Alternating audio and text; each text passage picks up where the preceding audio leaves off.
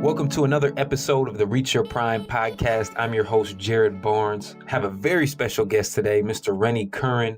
Rennie's a former University of Georgia linebacker, three-time All-American, third-round draft pick, and now is an author and motivational speaker. Man, Rennie, honored to have you on the show today.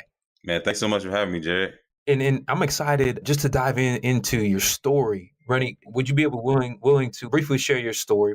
Just for our audience, but also maybe one or two things that we don't necessarily always see on social media or hear about your story. Yeah, definitely. As far as my story, man, I'm just that humble hometown kid, and for me, my story really starts with my parents. You know, I never share my story without talking about them and just the sacrifices that they've made to get me to where I'm at. Both of them are Liberian immigrants. My mom came first to Atlanta on scholarship to get her master's in nursing. And so that's how we ended up being here. So she did that, man, came with her hopes and dreams, $10 in her pocket, and really sacrificed, man. My dad came after she was finished getting her master's degree. He bought into, after spending like a year at home, just being an immigrant, not knowing what to do, he bought into a shoe repair franchise, and he worked there 12 hours a day, man, was basically wore every hat that you could being an entrepreneur. I have two older sisters. My oldest sister she came with my father to America at that time around like 85, 86. My sister was born 87 and I was born 88. And by that time, the Civil War had started in Liberia. And so everybody was trying to, just get out of there, go to the neighboring countries like Sierra Leone, Cote d'Ivoire. That became a big part of my life, was seeing or not really seeing, but hearing the stories of the amount of people that were dying, like the chaos that was going on over there, and seeing my parents who had built themselves to create a better life for us, taking a lot of those funds and the food and clothes and supplies and sending it back home and being the leaders for their family. So it really, just taught me those values of just respect, service, humility, and fighting for something that's bigger than yourself. That was my foundation, man. And I grew up like any kid, very active. I was rough. I was the only boy in the house, so always looking for an outlet. Played sports. I was a Boys and Girls Club kid, so that's kind of where I got my first experiences of sports. And then my mom, to keep me out the streets, she got me into music, and that's one thing that people don't know a lot about me, is that I started out as a musician. At the age of 10 is when I found my love, other love, which is football. So we had moved about 20 minutes from Atlanta to Gwinnett, to the suburbs. That's where I started, like I said, playing organized football, met my little league coach and my team that became like my family. And he was kind of the first one to expose me to Georgia football. So it was the dream, bro. Like, it was everything to me. So fast forward to, just high school, I'm doing well in football. I'm still playing music and all those things. I end up getting to high school, not getting along with my coach, got switched to linebacker, and I was pissed off. Like, I was ready to quit. I'll never forget, I went to my coach, to his house, after a couple of my first practices, and I was just like, hey, coach, I don't think I can do this anymore. I'm ready to quit. I'm just going to do something else. And he told me something that I live by. He said, Rennie Curran, I want you to focus on what you can control. And to me, I took that to heart. To me, that meant my effort, my character, my leadership abilities, like literally maximizing everything that I could control. And so I took that onto the field, and I tell people all the time, it was like water boy. I was hitting every single thing moving. And as I got switched to linebacker and developed, I was labeled as undersized. Going through high school, I was about 5'10" and a half, 5'11". And so that just became a recurring theme in my career, was overcoming what people saw as a negative, or what people saw as a weakness. And I always, every time I heard, undersized this, or he doesn't have the physical stature to play in the SEC, it just gave me even more motivation. Just fast forward from there, I was able to achieve the dream of getting to Georgia, playing there as a true freshman, through hard work, through dedication, through a lot of the same things. And right after my freshman year, one of the biggest moments in my life happened, which was the birth of my daughter. At that time, I was 20, not even 21 yet. And so I had to grow up fast, man. And by the time my junior year hit, I was doing well enough to, declare for the draft. And so did that to help my family, to help my daughter. Ended up going to the Tennessee Titans. And that's when I learned, just full on about the business of sports. And it got real, man. just basically happened to be a CEO overnight. Got into the NFL, was drafted third round. First year was great, played some special teams, but shortly after that, that's when the lockout happened. So, and then also my coaching staff got fired. So Jeff Fisher, who was the longest tenured coach at that time, ended up getting fired.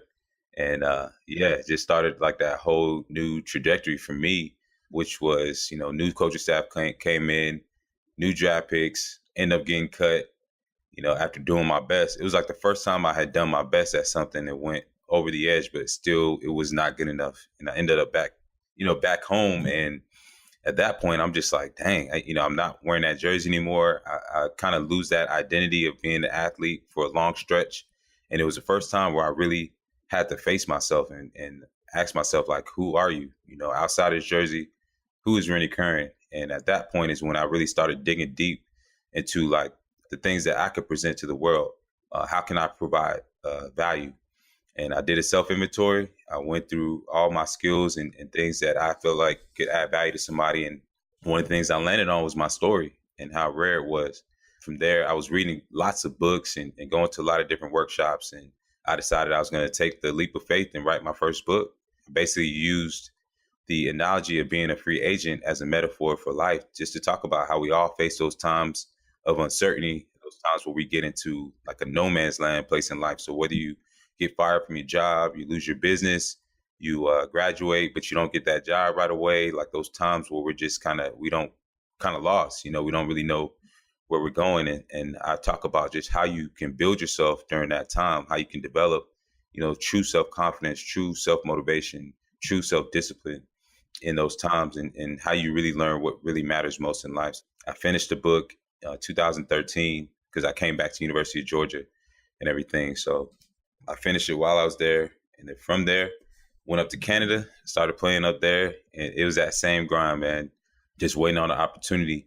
And at that point, I had, like I said, I released a book. So it created the platform to do what I do now, which is speaking. Began my career, started building my brand, started doing a lot of the things that I'm doing now. So I went to Edmonton. From there, I went to the Vancouver BC Lions. So it was about a 2.5 year process with that. Fast forward to 2017. By this point, I told myself, I'm no longer going up to Canada. It's either NFL or nothing. I'm going to focus on building my brand, building my business. And an opportunity came up for me to showcase myself one last time, which was the Spring League. I ran out on the field, and my first rep was against a guy who I played against in college, Ben Tate. And I ran up against him just man-to-man, no full pads, nothing. By the time I ran up to cover him man-to-man, I just started falling backwards. And I tried to get up and planted my left leg down, and that thing just collapsed, man. And so came back to Athens maybe like the next day, met with the trainers, and they scanned, they did the little ultrasound scan, and they were like, man, hate to tell you this, Rennie, but you completely tore your patella tendon. Yeah, man, just like that, bro. I was like in the best shape of my life, and it just, left. And so next day 2 days later, I got surgery. 2 days after that, I was on a stage speaking at a school, and I've been doing that, been building my business ever since, man, and not really looking back. Man, Rennie, that's incredible, and I really appreciate you sharing your story. Man, what were some key lessons or key values? You said some of them in the beginning, but I don't want to miss that because it's so foundational for the rest of not only your story, Yeah. but things we're all dealing with in general. Definitely with my parents. Number one, that work ethic. Seeing the grind that they had, man, that immigrant mindset is what I call it, where it's like, that you're here, like you're eating up every single opportunity that comes to you. And like their whole goal is to build themselves so that they can take what they learn, take what they gain, and take it back home and build their people. You know what I mean? So just seeing that, man, gave me a whole new mindset. Seeing my parents, how they worked, which is like the next, thing I learned from them was being, servants and like selfless. Outside of that, just faith, to see my mother and my father, like the things they've been through and the faith that they had, that's always been a recurring theme. Like for my coaches, I really learned like just self-awareness. One of the biggest things I learned from my Little League coach, and he would do this little exercise with us. He would tell us at the end of practice, he would help, bring us all around And he would say, I want y'all to do this for me when you go home tonight. I want you to look yourself in the mirror and ask yourself what you want. Ask yourself who you are. Ask yourself what you represent. To this day, I still do that as a man. Like when things get tough, when life has me against my back against the wall, I look myself in the mirror and I say, Rennie Curran, who are you? Like, what do you want out of this situation? What do you represent? And then as I moved on, another powerful coach leader in my life was Coach Mark Rick. And he's somebody who I learned just leadership from, and leadership from the standpoint of how you can be in a leadership position, in a high position, but still be approachable, still be humble, still be, relatable. So yeah, those are some of the lessons that I learned just, from the different leaders. Man, that's powerful. It just goes to show, man, the influence, but also understanding your influence, man. And you mentioned the book, man. I wanna unpack that, and not just the book, but the process of writing the book. Man, like I never ever in a million years ever saw myself writing a book. Like I was a kid who the only time I like writing, I tell people all the time, all the time. The only time I like writing is when I was trying to get a girl, like and writing a love letter. Yeah. As far as the process of writing, man, I was just in that place where it was the dark times, man, and that's the only Hmm. outlet I really had. Like that's one of the things for us as athletes who are going through that transition, or when we're away from the game. Like we really a lot of times don't have people around us who can relate to our experience. So my first thing to go to, ironically, was writing.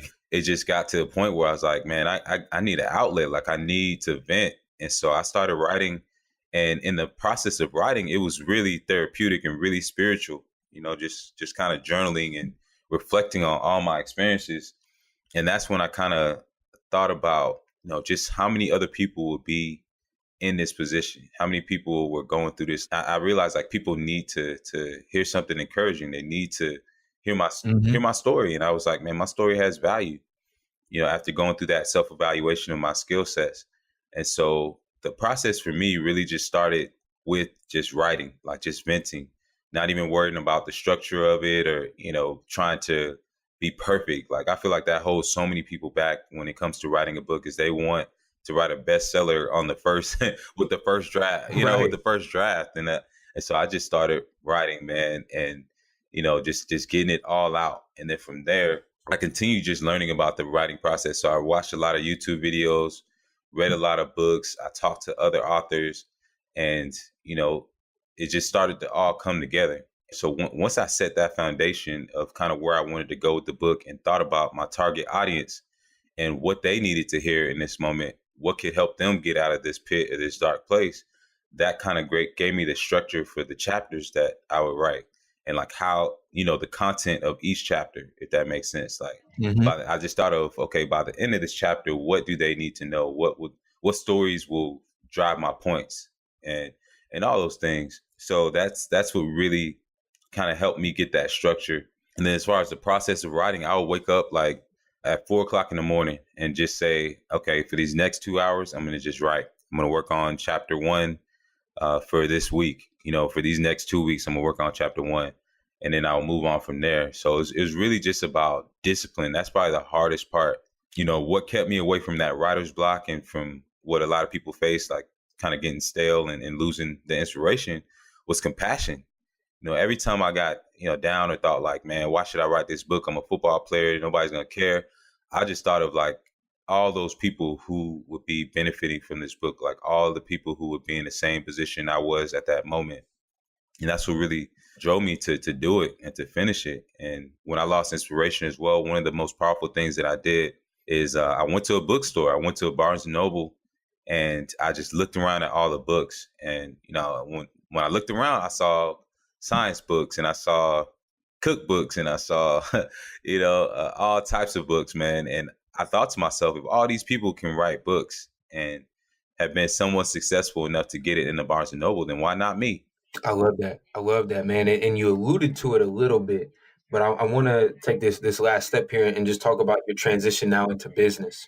But for you, now as a businessman, as a professional, what things have you learned, or how have you grown in your business acumen, and how has that added to help you really just increase the impact that you're having? It was definitely a process, without a doubt. And believe it or not, writing that book really taught me about business, because it was like essentially when I created the book, it was basically a product. The hardest part is the marketing, the sales, the strategic planning to make sure that that book that you write, Hmm. which is like any business product, is sustainable. And so for me, that was doing everything from building the website, from coming up with a process for like when people read the book and now they want to book me as a speaker, how do they go about doing that? And then also Hmm. outreach, the marketing, just learning about the forms of marketing, how from a promotional standpoint, how do you set up interviews? How do you go about really putting yourself out there and creating and using that book as a platform to create other streams of revenue? I mean, there's just so many things, man, that I learned. And a lot of the business acumen and the growth came from really studying the game. And that means looking at other authors, other speakers. Like, I always believe in having mentors and having people that are already successful in their lane that you can kind of learn from. And then the biggest growth though came from action. Came from just putting myself out there, trial and error, That's it. setting up the table at a festival or at an event, and just like, shooting my shots, learning my sales pitch, just all those things, man. And it's still an ongoing process. At the end of the day, I tell people, when I'm not speaking, I'm a sales guy, and that's the heart of my business, is being able to go out there, whether it's networking, whether it's social media, blogging, or podcasting, just putting myself out there and having a message, having a brand that I built, and understanding how I can provide value through those things. I admire the humility, man, of being that lifelong learner and always looking to grow, but also looking to share what you know too. So, last question, what's next for you? You were able to accomplish so much at a young age, and now have built this platform. What's on the horizon for Rennie Oh Curran? man, it's a lot of exciting things, man. To your point, man, from not only gaining this knowledge and putting myself in a position that I want to be, is now more so, how can I take what I learned, package it in a way that's replicable, and giving it to that next generation of athletes, and then guys who I know were in that position that I once was. And then I'm also working on a startup. It's a lot of good things that's really happening, along with continuing to build my business as a speaker and as an author. I'm definitely planning on writing another book.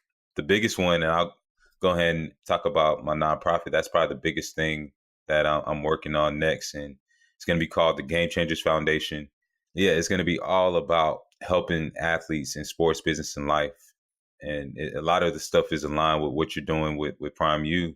So I really want to, help former athletes, but through that, help the next generation of athletes. Man, I love the model. I love the model. And they say that past actions and past success are the greatest indicators to future actions and future success. So, man, I have no doubt that that's going to come to fruition, man. So I'm excited. I'm excited to keep following you. But I want our audience to follow you as well, man. Where can we find you? Where can we learn more about your story and find the book as well? First place where you could really find me is through my website, that's where you can learn about my story and learn about the things that I'm doing. It's renniecurran.com, RennieCurran.com. And then from there, man, I'm active on almost all the platforms. So LinkedIn, Facebook, IG. And then I have a podcast as well called the Game Changers Podcast. I'm always open and available for any athletes out there who may be, looking for guidance or anything like that, man. I'm an open book, and I really believe in abundance. I'll share any way, man, that I can help any athlete out there to get to that next level, to succeed, man. I'm always available. So, yeah. Rennie, man, really glad to have you on the show. Appreciate your perspective, man. So many great lessons in it, man. And the thing that I'm excited about the most is it's still growing. The story is still being written. I'm waiting on the second book, man, and the third and fourth and so on. But man, I think for all of us, our stories are still being written. So some powerful words. Really appreciate you sharing